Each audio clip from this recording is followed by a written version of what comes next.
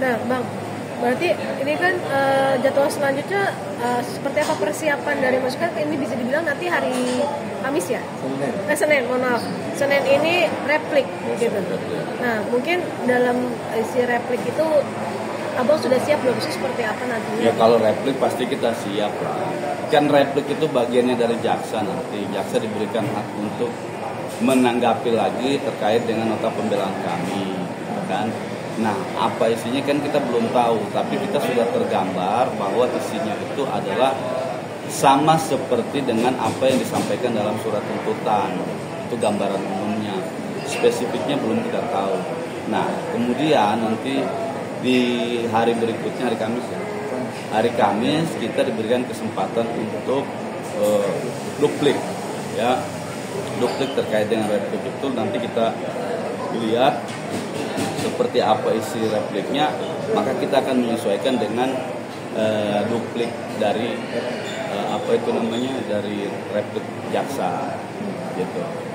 Nah, Bang, tapi menariknya adalah kemarin di persidangan pekan lalu gitu kan sempat membahas ada kecurangan, diduga adanya kecurangan yang dilakukan oleh salah satu jaksa JPU sendiri begitu yang ramai kemarin setelah sidang.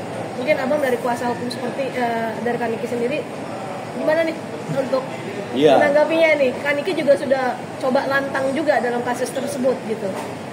Betul, saya pikir begini ya, itu disampaikan oleh Nikita dalam nota pembelaan pribadinya ya.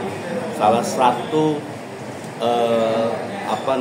isi dari nota pembelaan itu adalah terkait dengan adanya malpraktek hukum ya, yang diduga dilakukan oleh salah satu jaksa yang menangani perkaranya dia, begitu ya dalam nota pembelaannya dia.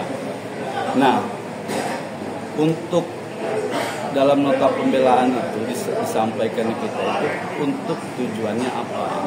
Tujuannya adalah untuk mengambil jurisprudensi. Jadi harus ada pembanding, sistem pembanding. Ya. Dia katakan bahwa dalam perkaranya dia yang tidak merugikan negara itu dituntut 11 tahun.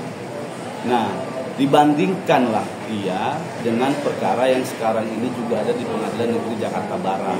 Itu dalam kasus ilegal terenggiling ya, mengambil sisik terenggiling untuk tujuan komoditi ya.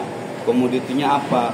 Kalau kami membaca rilis dari APKSLI itu dia adalah tujuan komoditinya itu adalah sebagai bahan untuk membuat sabu ya.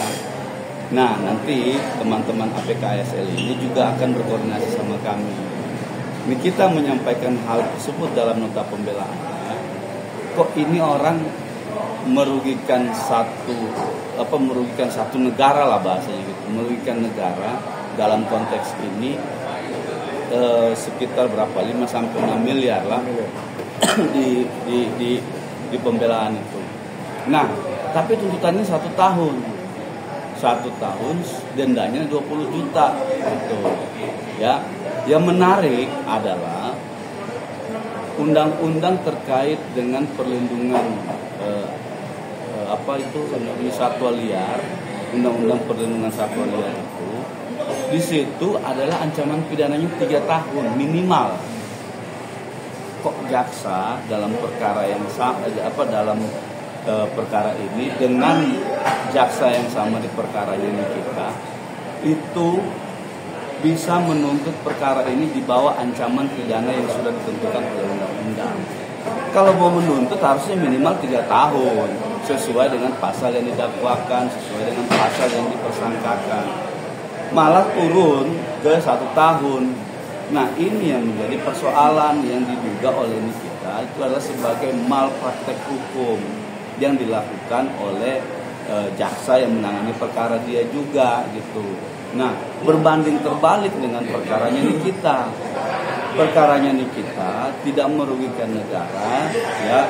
Uang itu adalah uang hasil dari kesepakatan. Lalu kenapa tuntutannya sampai 11 tahun? Itu yang menjadi pertanyaan Nikita. Apakah Nikita ini merugikan negara juga? Kan bukan. Nah, disitulah konteks konteks yang ingin disampaikan di kita, maka kemarin dia sampaikan kepada Bapak Presiden, kepada Bapak Jaksa Agung, Menko Polhukam, ya, untuk juga memperhatikan ini.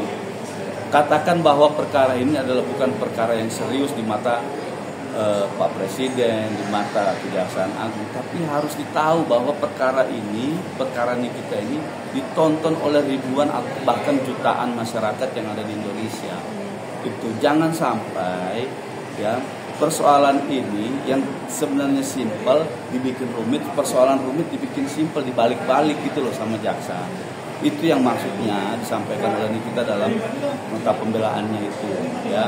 Sehingga dia katakan bahwa terhadap tuntutan saya ini bukan tuntutan yang berdasarkan fakta, gitu. Dibilang seperti apa istimewanya Reza Gledis ini di mata jaksa, gitu. Sehingga kerugian dia 4 miliar diasumsikan lebih berharga daripada kerugian negara yang begitu banyak. Termasuk kemarin kita juga dalam nota pembelaannya menyampaikan ada hasil dari ICW. Itu hasil data, ada data dari 2020 sampai 2024 tindak pidana korupsi yang di dalamnya ada tindak pidana pencucian uang itu maksimal rata-rata tuntutannya 5 sampai 6 tahun. 2 tindak pidana serius loh ya, korupsi dan tindak pidana pencucian uang. Nah, korupsi dan tindak pidana pencucian uang ini ancaman pidananya semua tinggi, gitu. Kalau kita akumulasikan itu korupsi berapa?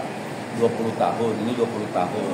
Kalau maksimalnya seumur hidup hukuman mati korupsi, ya kan? Nah, kalau itu diakumulasikan 40 tahun, kan begitu logikanya. Nah, maka perkara yang demikian saja, yang korupsi, yang juga ada pidana pencucian uang, itu rata-rata tuntutannya ada di sekitar 5-6 tahun. Ini data yang diperoleh dari ICW. Gitu. Nah, kemudian dibandingkan dengan perkaranya Nikita, gitu, yang kerugiannya 4 miliar, tadi korupsi ratusan miliar, bahkan ada ratusan triliun. Tapi kerugiannya Nikita, kerugian yang di perkaranya Nikita ini, kerugian apa ya? Kalaupun itu dianggap sebagai kerugian ya, maka itu juga tidak menjadi sebuah permasalahan. Karena apa? Karena itu diambil dari kesepakatan. Uang itu berpindah karena ada kesepakatan. Uang itu bukan berpindah dengan adanya ancaman, tidak berpindah dari Reza Gledis kepada Mail dan Nikita karena ada tekanan, tidak gitu. Dan itu sudah terungkap semua di fakta persidangan. Nah, maka saya bilang Nikita ini sebenarnya jaksa kalau melihat fakta ini harusnya jaksa menuntut bebas Nikita gitu. Harus fair gitu loh. Kalau orang tidak bersalah ya Anda memperhadapkan di pengadilan, Anda juga harus berani menuntut orang secara bebas gitu. Nah, Bang, ini kan tadi Abang juga sempat menyinggung untuk Pak Presiden sendiri meleklah untuk kasus ini begitu. Apakah nanti dari tim kuasa hukum juga akan bisa dikatakan mengambil langkah untuk menyurati Presiden supaya kasus ini kita menjadi perhatian yang harus khusus nih, perhatian khusus yang bisa dikatakan bahwa Pak Niki sendiri tidak mendapatkan keadilan dalam kasus ini seperti itu. Kapan kira-kira akan menyurati untuk pihak Presiden? Iya, jadi gini, semua langkah hukum akan kita ambil. Kan sebagai warga negara Indonesia yang baik, kita diberi hak secara konstitusional oleh negara untuk menggunakan hak hukumnya, gitu kan. Nah, ini juga menjadi penting ya. Kami dalam waktu yang dekat ini, ya mungkin 1-2 hari ini, ada beberapa yang akan kami lakukan, termasuk nanti akan mengirimkan surat kepada Pak Presiden, kepada Bapak Jaksa Agung, kepada Menko Polhukam dan sebagainya, supaya persoalan ini tidak lagi diperlihatkan secara masif ya oleh oknum-oknum ini gitu. Artinya apa?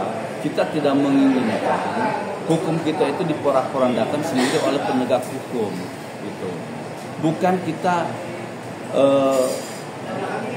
meragukan kinerja dari kejaksaan, bukan juga kita mengatakan bahwa jaksa ini tidak benar, tidak. Tapi dengan fakta ini kami mau menyampaikan kepada Bapak Presiden, kepada Bapak Jaksa Agung dan pihak-pihak yang berkepentingan lainnya nanti gitu kan. Kami mau menyampaikan ini loh, ada perbuatan yang begini, ya.